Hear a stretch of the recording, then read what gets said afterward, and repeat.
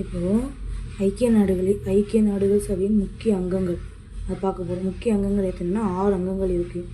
இப்போ ஒவ்வொரு அங்கங்களை பற்றியும் நம்ம அதில் இருக்கக்கூடிய இம்பார்ட்டன்ஸ் பாயிண்ட்ஸை வச்சு நம்ம பார்க்க போகிறோம். ஃபஸ்ட்டு வந்து ஜென்ரல் அசம்பிளி பொது சபை, பாதுகாப்பு சபை, பொருளாதார சமூக சபை, பொறுப்பாண்மை குழு, செயலகம், சர்வதேச நீதிமன்றம், அப்படி சொல்லி மொத்தம் 6 அங்கங்கள் இருக்குது. ஒவ்வொன்றா நம்ம பார்க்கலாம். ஃபஸ்ட்டு வந்து பொது சபை, ஜென்ரல் அசம்பிளி, பொது சபை, ஜென்ரல் அசம்பிளி. ஓகேங்களா? மிக முக்கிய அங்கம் இதுதான் வந்து இருக்கிறது முக்கிய அங்கம். இது வந்து மனித இன பாராளுமன்றம் அப்படின்னு சொல்கிறாங்க. சரிங்களா? மொத்த உறுப்பு நாடுகள் வந்து 193. கடைசியாக சேர்ந்த நாடு வந்து தெற்கு சூடான், லாஸ்ட்டாக ஆட் ஆனது. ஓகேங்களா? ஒவ்வொரு நாடும் 5 பிரதிநிதிகளை அனுப்பும் தீர்மானங்களின் மீது ஒரு வாக்களிக்கவும் உரிமை உண்டு. ஓகேங்களா? இது இம்பார்ட்டன்ட் பாயிண்ட்டு, நோட் பண்ணிக்கோங்க. ஒவ்வொரு ஆண்டும் இதன் தலைவர் புதிதாக தேர்வு செய்யப்படுவார். ஒவ்வொரு இயருக்கும். ஓகேங்களா? பொதுவாக செப்டம்பர் 3வது செவ்வாய் தான் வந்து செப்டம்பர் மாதம் 3வது செவ்வாய், வருஷத்தில் ஒரு டைம் தானே, அதில் தான் வந்து செப்டம்பர் மாதம் 3வது செவ்வாய் அன்றைக்கி பொது சபை கூட்டம் வந்து நடைபெறும் அப்படின்னு சொல்கிறாங்க. இந்த பொது சபை ஜென்ரல் அசம்பிளி. ஓகேங்களா? ஞாபகம் வச்சுக்கோங்க. ஃபஸ்ட்டு வந்து இது வந்து இம்பார்ட்டண்ட்டான ஒரு அங்கன்னு சொல்கிறாங்க. அடுத்து வந்து மனித இன பாராளுமன்றம்னு சொல்கிறாங்க பொது சபையை. ஓகேங்களா?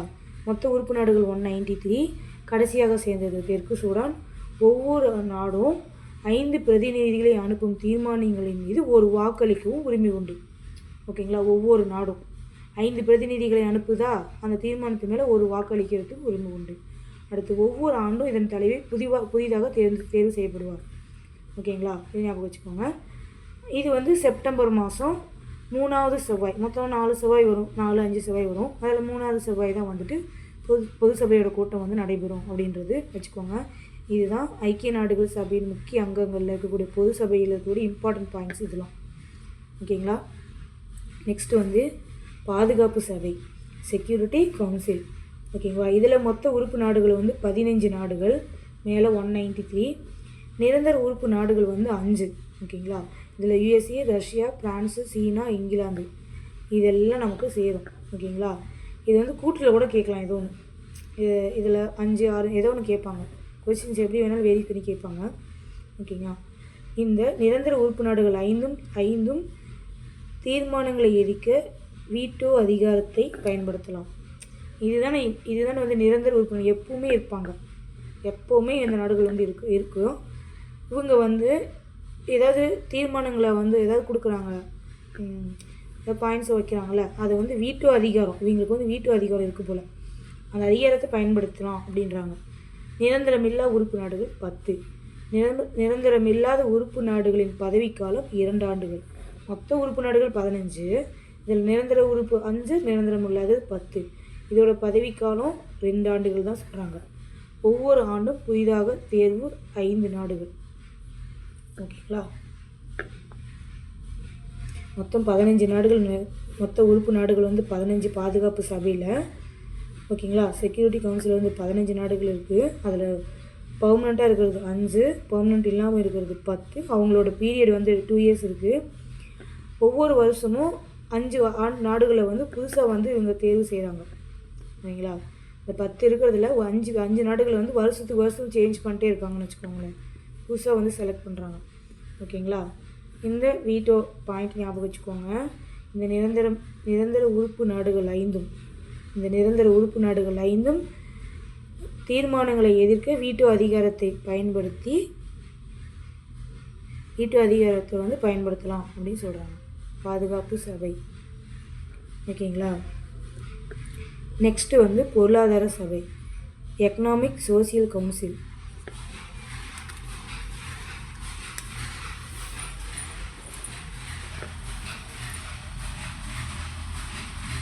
பொருளாதார சமூக சபை, எக்கனாமிக் சோசியல் கவுன்சில்.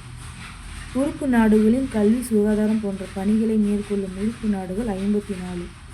பதவிக்காலம் 3 ஆண்டுகள். ஒவ்வொரு ஆண்டும் 18 உறுப்பு நாடுகள் பொது சபையால் தேர்வு.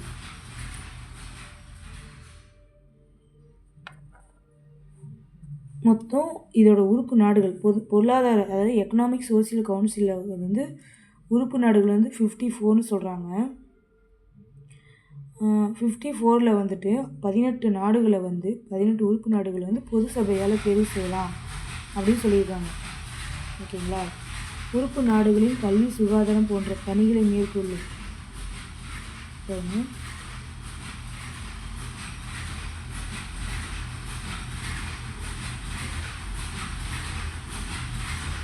நல்ல பாயிண்ட்ஸ் கிளியராக பார்த்துக்கோங்க. அடுத்து பொறுப்பாண்மை குழு, ட்ரஸ்டிஷிப் கவுன்சில். ஓகேங்களா. பொறுப்பாண்மை குழு சுய ஆட்சி அதிகாரம் பெறாத நாடுகளின் நலன்களுக்கான உருவாக்கம். சுய ஆட்சி அதிகாரம் பெறாத நாடுகளின் நலன்களுக்கான உருவாக்கம் இந்த பொறுப்பாண்மை குழு. ஓகேங்களா. இதை வந்து இவங்களோட நலன்களுக்காக, சுயாட்சி அதிகாரம் பெறாத நாடுகளின் நலன்களுக்காக உருவாக்கப்படுகிறது. இதோட பெனிஃபிட் எதுக்கு வந்து இதை யூஸ் பண்ணுறாங்க, எதனால இதை வந்து கொண்டு வந்திருக்காங்க அப்படின்றது இந்த பாயிண்ட்டு. ஓகேங்களா. இதில் நிரந்தர உறுப்பு நாடுகள் 5 உறுப்பினர் 1994 முதல் செயல்படாமல் உள்ளது.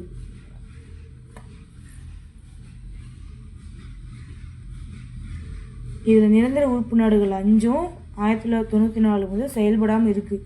இது பெருசாக கொண்டு வந்திருக்காங்க. ஆனால் இதை வந்து இது பண்ணலை. இப்போதைக்கு வந்து பெண்டிங் அப்படி ஸ்டாப்லேயே நிற்கிதுன்னு வச்சுக்கோங்களேன். இந்த பொறுப்பாண்மை குழு ட்ரஸ்டிஷிப் கவுன்சில் அப்படி நிற்கிது.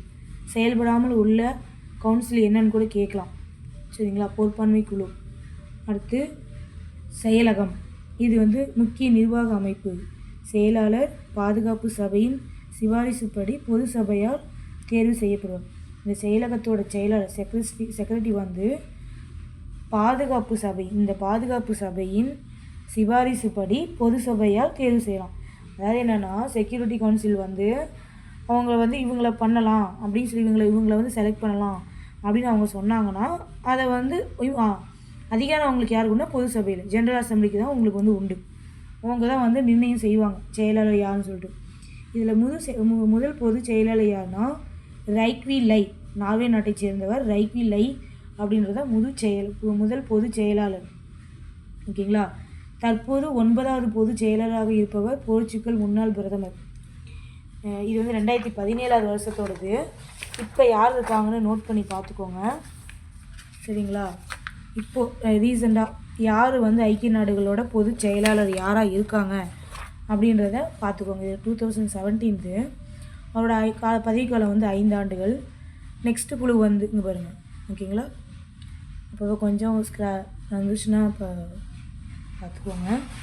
சர்வதேச நீதிமன்றம். ஓகேங்களா. சர்வதேச நீதிமன்றம் 6th குழு இன்டர்நேஷ்னல் கோர்ட் ஜஸ்டிஸ். ஓகேங்களா. இது உலக நீதிமன்றம் என அழைக்கப்படுகிறது. உலக நீதிமன்றம் எனப்படக்கூடிய குழு என்னென்னா லாஸ்ட்டு சர்வதேச நீதிமன்றம். தலைமையிடம் வந்து திஹேக் ஹாலாந்தில் இருக்குது. நீதிபதிகளின் எண்ணிக்கை வந்து 15. பதவிக்காலம் 9 ஆண்டுகள். பார்த்துக்கோங்க. இதோட நீதிபதிகளோட பதவிக்காலம் வந்து 9 ஆண்டுகள். கிட்டத்தட்ட 10 வருஷத்துக்கு பக்கம் இருக்காங்க. சரிங்களா. 15 நீதிபதிகள் இருக்காங்க. அலுவல் மொழி வந்து ஆங்கிலமும் பிரெஞ்சும். ஓகேங்களா. தற்போது நீதிபதியாக 2வது முறை தேர்ந்தெடுக்கப்பட்ட இந்திய தல்வீர் பண்டாரி. ஓகேங்களா. இது ரொம்ப இம்பார்ட்டன்ட், பார்த்துக்கோங்க. தற்போது நீதிபதியாக 2வது முறை தேர்ந்தெடுக்கப்பட்டார். ஒரு டைம் இருந்தாலே 9 வருஷம். இந்த செகண்ட் டைமும் தேர்ந்தெடுக்கப்பட்டவர் யாருன்னா தல்வீர் பண்டாரி 9 ஆண்டுகள். ஓகேங்களா. இப்போ வந்து ஐக்கிய நாடுகள் இன்னொரு டைம் பார்த்துக்கோங்க. ஐக்கிய நாடுகள் சபையின் முக்கிய அங்கங்கள் வந்து 6. இதில் வந்து பொது சபை, பாதுகாப்பு சபை, பொருளாதார சமூக சபை, பொறுப்பாண்மை குழு, செயலகம், அடுத்து வந்து சர்வதேச நீதிமன்றம். சரிங்களா. இதில் இம்பார்ட்டன்ஸ் பாயிண்ட்ஸ்லாம் பார்த்துக்கோங்க, மறுபடியும் படிச்சுக்கோங்க. சரிங்களா. லாஸ்ட் ஒன் டைம் காட்டுறேன், நோட்ஸ் கூட அப்படியே எடுத்துக்கோங்க.